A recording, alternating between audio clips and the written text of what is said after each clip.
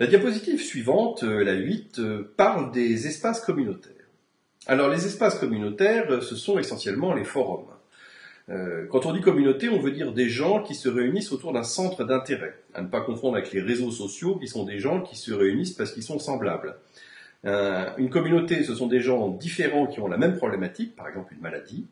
Les réseaux sociaux sont des gens qui ont un esprit proche, par exemple Facebook, c'est un réseau social, à tel point que les gens qui consultent ce Facebook essayent de se trouver des centres d'intérêt pour essayer de parler de quelque chose, parce qu'a priori, ils sont là parce qu'ils se ressemblent, mais ils ne sont pas forcément là parce qu'ils ont quelque chose en commun en dehors de leur âge et du fait qu'ils font par exemple des études. Donc, nous allons parler en médecine, essentiellement de communauté. Lorsque nous avons vu les listes de discussions de médecins, là on est dans des réseaux sociaux, c'est-à-dire des gens proches qui parlent de problématiques différentes. Dans les forums de patients, donc la diapositive 8, nous sommes dans des communautés, c'est-à-dire de gens différents qui ont un problème commun.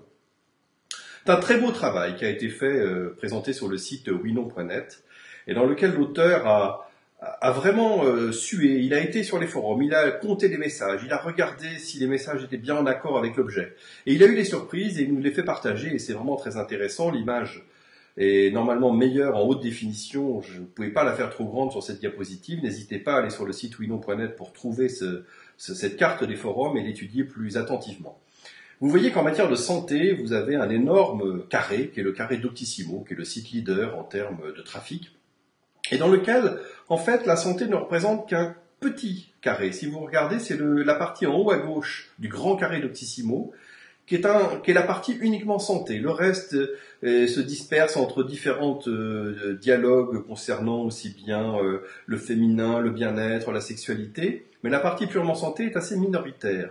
Vous avez autour les quelques forums santé qui participent justement à cet esprit. Alors, ça donne une idée quand même de la place de la santé à l'intérieur des forums, mais il faut aussi savoir qu'on a un phénomène de longue traîne, c'est-à-dire que, comme toujours, lorsqu'on s'intéresse à Internet, ce qui est visible, c'est-à-dire les noms connus, ne représente qu'une petite part du trafic. L'essentiel du trafic est constitué par une myriade de petits espaces communautaires, avec peu de membres, peu de messages, mais qui, additionnés, forment un trafic supérieur à celui des gros sites. C'est ce qu'on appelle encore une fois la longue traîne, qui a été découvert dans le monde du commerce lorsqu'on a vu que lorsqu'on mettait un catalogue en ligne avec 200 000 articles, eh bien la somme du chiffre d'affaires des articles que l'on vendait rarement était supérieure à la somme du chiffre d'affaires des articles que l'on vendait hier ou avant-hier ou qui se vendaient tous les jours. C'est-à-dire que l'addition de centaines de milliers d'articles vendus rarement formait un chiffre d'affaires très important et finalement supérieur à celui des blockbusters, de ceux qui se vendaient le plus. Et bien sûr, Internet, c'est pareil.